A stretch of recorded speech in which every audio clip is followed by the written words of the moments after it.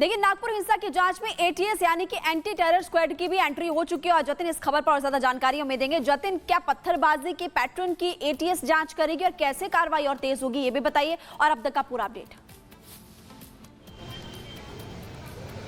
बिल्कुल, देखिए, महाराष्ट्र एटीएस भी अब इस पूरे मामले को इन्वेस्टिगेट कर रही है। पैरेलल इन्वेस्टिगेशन इसको बोला जा रहा है। एक तरफ नागपुर पुलिस अभी तक 40 लोगों को गिरफ्तार कर चुकी है लोकल सर्विलांस के आधार पर, बाकी और उपद्रवी उनकी पहचान कर उनकी गिरफ्तारी का काम किया जा रहा है। लेकिन सबसे महत्वपूर्ण इस केस में कि नागपुर में जो हिंसा हुई उसकी इन्वेस्टिगेशन अब महाराष्ट्र एटीएस भी कर रही है। ये इस लिहाज से महत्वपूर्ण है क्योंकि जिस तरीके से पत्थरबाजी की गई, लोगों के पास पेट्रोल कहां से आया, जो बाइकों में आग लगाई गई, ये लोग कौन है। लगातार ये भी बात की जा रही है कि आउटसाइडर्स नागपुर में आते हैं और प्लानिंग के जरिए इस पूरी हिंसा को अंजाम दिया गया। यही कारण है कि एटीएस इस पूरे पैटर्न की जांच कर रही है। आपको याद होगा कि मध्य प्रदेश के मऊ में भी इसी तरीके से जब इंडिया जीती थी और उसके बाद हिंसा हुई, उपद्रव हुआ और वहां पर भी पत्थरबाजी हुई, तो कहीं ना कहीं दो अलग अलग स्टेट्स में इस तरीके से कम अंतराल में ये घटनाओं का होना, और यही कारण है कि महाराष्ट्र एटीएस अब इस पूरे मामले को इन्वेस्टिगेट कर रही है, पैटर्न जानने की कोशिश कर रही है। साथ ही सबसे बड़ा सवाल अभी इसमें यह है कि इन लोगों को उकसाया किसने, किसके कहने पर पत्थरबाजी जो है वो की गई, किसके कहने पर बाइकों और घरों में पथराव जो है वो किया गया,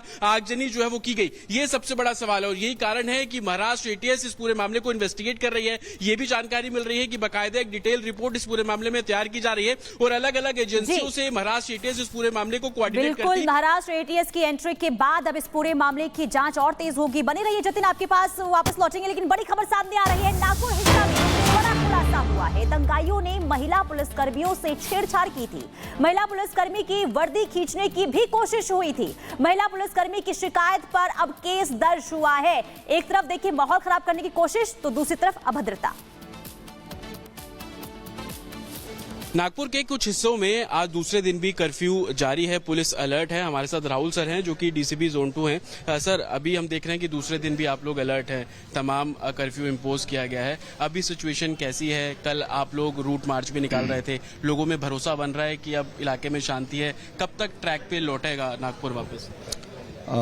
यह तो संचारबंदी कंटिन्यू दूसरा दिन है, लागू है। हमारे फोर्सेस भी डिप्लॉय हुए हैं और जो कार्रवाई की जाए वो हमारे क्राइम यूनिट, साइबर ब्रांच, वो भी कार्रवाई भी आरोपियों का अरेस्ट की चालू है। और बाकी हमारा यही टारगेट है कि यहाँ से आगे कोई दूसरी घटना ना हो या हमारे कंट्रोल में सब चीज़ें आई है। और जो आरोपी है उसमें जिसने दंगा भड़काया किया है, उनके ऊपर भी कार्रवाई शुरू है। सर, आउटसाइडर्स हैं, कुछ लोग एलिगेशन लगा रहे हैं कि बाहर से लोग आए, आपने 46 अरेस्ट भी किए। कौन है ये? इनसाइडर्स हैं या 46 में कुछ आउटसाइडर्स भी आपको मिले? नहीं, इसमें तो हमारी अलग टीम वर्कआउट कर रहे हैं, उसमें डिटेल में इतने मैं बता नहीं सकता आपको। इन्वेस्टिगेशन का है तो इतना डिटेल नहीं बता सकता, लेकिन ऑन फील्ड हमारा पूरा कंट्रोल है और सिचुएशन भी नॉर्मल है। महिलाओं ऑफिसर्स के साथ बदसलूकी हुई, उसको लेकर भी एफआईआर हुई है कि मॉब ने कैसे उनकी वर्दी खींचने की कोशिश की, अश्लील टिप्पणी की, इशारे किए, उसको लेकर आप लोग किस तरीके से अब लीगल ओपिनियन या लीगल एक्शन ले रहे हैं? नहीं, उसमें तो इन्वेस्टिगेशन चालू है।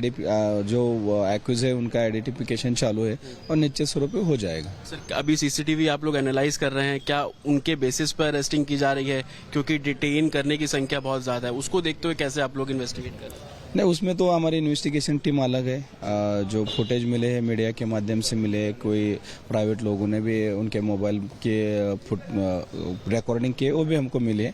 उसके अनुसार आइडेंटिफिकेशन चालू है। दंगा ब्रिगेड के खिलाफ एक्शन लिया जा रहा है जतिन, लेकिन अब एक और हैरान कर देने वाला मामला कि महिला पुलिसकर्मियों के साथ भी बदतमीजी, बदसलूकी की गई। बिल्कुल, बाकायदा इस पूरे मामले में एफआईआर और एफआईआर का ग्रैब अगर हम आपको दिखाएं तो उसमें साफ तौर पर देखेंगे कि किस तरीके से महिला पुलिसकर्मी जो कि ड्यूटी पर थी, हिंसक जब जिस समय हिंसा हो रही थी तो उपद्रवियों को खदेड़ने का काम किया जा रहा था, लेकिन उसी दौरान उन्हीं महिला पुलिसकर्मियों के साथ बदसलूकी की गई, अश्लील इशारे जो है वो उनको किए गए, बाकायदा उनकी जो यूनिफॉर्म है उसको खींचने की जो कोशिश है उपद्रवियों द्वारा की गई और इसी को लेकर जो एफआईआर है वो दर्ज कराई गई है। ये जो आप ब्रिज देख रहे हैं, इसी ब्रिज के नीचे का वो इंसिडेंट है। उस एफआईआर में पढ़ेंगे तो कई महिला ऑफिसर्स ने इस पूरे मामले में डिटेल रिटर्न शिकायत दी है। उसमें उन्होंने बताया कि चिटनिस पार्क जहां पे उनकी तैनाती थी, हिंसा वहां पर हुई और वहां पर लोग उपद्रवियों ने बिल्कुल, और ये हैरान करती है। बहुत शुक्रिया जतिन तमाम जानकारी के लिए। आगे बढ़ेंगे और देखिए बात करेंगे छत्रपति संभाजीनगर की, क्योंकि यहां पर पुलिस की बड़ी कार्रवाई देखने को मिली है। दरअसल औरंगजेब ब्रिगेड का आका कौन है, ये सवाल इसलिए बना हुआ है। इस तरीके से प्रदेश में माहौल खराब हुआ है, इसे लेकर लगातार एक्शन भी देखने को मिल रहा है और छत्रपति संभाजी नगर पुलिस का बड़ा एक्शन हुआ है। आपत्तिजनक पोस्ट करने पर 8 केस दर्ज हुए हैं। औरंगजेब कब्र विवाद पर एक्शन में संभाजी नगर पुलिस है और सोशल मीडिया से 506 आपत्तिजनक पोस्ट हटाए गए हैं। सोशल मीडिया पर भी पुलिस की पैनी नजर है ताकि सोशल मीडिया के जरिए माहौल खराब करने की कोशिश ना हो और यही वजह है कि आपत्तिजनक पोस्ट करने वालों पर भी कार्रवाई हो रही है। 8 केस दर्ज किए गए हैं और सोशल मीडिया से अब तक 506 आपत्तिजनक पोस्ट हटाए गए हैं। तो संभाजीनगर की पुलिस पूरी तरीके से एक्टिव मोड में नजर आ रही है। सोशल मीडिया पर भी बारीकी से नजर और सोशल मीडिया पर किसी भी तरीके से वीडियो के जरिए, पोस्ट के जरिए माहौल ना खराब हो और इस पर भी पुलिस की नजर है और यही वजह है कि कार्रवाई भी लगातार देखने को मिल रही है। 8 केस दर्ज किए गए हैं और आपत्तिजनक पोस्ट भी हटाए गए हैं। आपत्तिजनक पोस्ट पर एक्शन लिया गया, बड़ी खबर आपको बताने और आगे बढ़ते हैं। मध्य प्रदेश से खबर, बुरहानपुर में एक विवादित पोस्ट के बाद बवाल मच गया। पोस्ट के विरोध में सैकड़ों लोग सड़क पर उतर आए, जमकर विरोध हुआ और आपको ये भी बता दें कि हालात बिगड़ने नहीं दिया, पुलिस ने लगातार एक्शन लिया और आपको बता दें पुलिस ने समय रहते ही कार्रवाई की है। सोशल मीडिया पर पोस्ट करने वाले युवक को पकड़ लिया, अब हालात पूरी तरह से काबू में है। यहाँ पर भी माहौल बिगाड़ने की कोशिश की जा रही थी और आपको बता दें कि मध्य प्रदेश के बुरहानपुर का यह मामला है।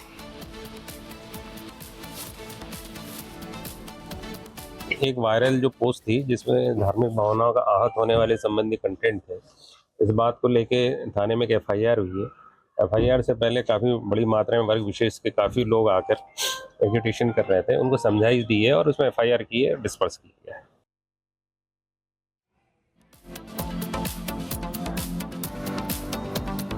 चलिए आगे बढ़ेंगे, अब रुख कर लेंगे उत्तर प्रदेश का क्योंकि यहां से भी लगातार देखिए खबरें सामने आ रही है और खबर आपको संभल से बता दें क्योंकि यहां पर भी देखिए पुलिस लगातार निगरानी बनाए हुए है, लगातार एक्शन भी देखने को मिल रहा है और साथ ही साथ आपको ये भी बता दें कि संभल में जिस तरीके से देखिए यहां पर कार्रवाई देखने को मिली है, लगातार यहां पर आपको बता दें कि पुलिस एक्टिव मोड में नजर आ रही है ताकि जो माहौल है संभल का वो शांतिपूर्ण तरीके से बना रहे और संभल में योगी फोर्स जो है पूरी तरीके से एक्टिव नजर आ रही है क्योंकि हमने देखा था कि किस तरीके से होली पर भी चाक चौबंद व्यवस्थाएं वहां पर देखने को मिली थी और यही वजह है कि जो दंगाई ब्रिगेड है उनके अंदर खौफ भी देखने को मिल रहा है। किस तरीके से योगी की फोर्स एक्टिव मोड में नजर आ रही है, रिपोर्ट के जरिए आपको दिखाते हैं।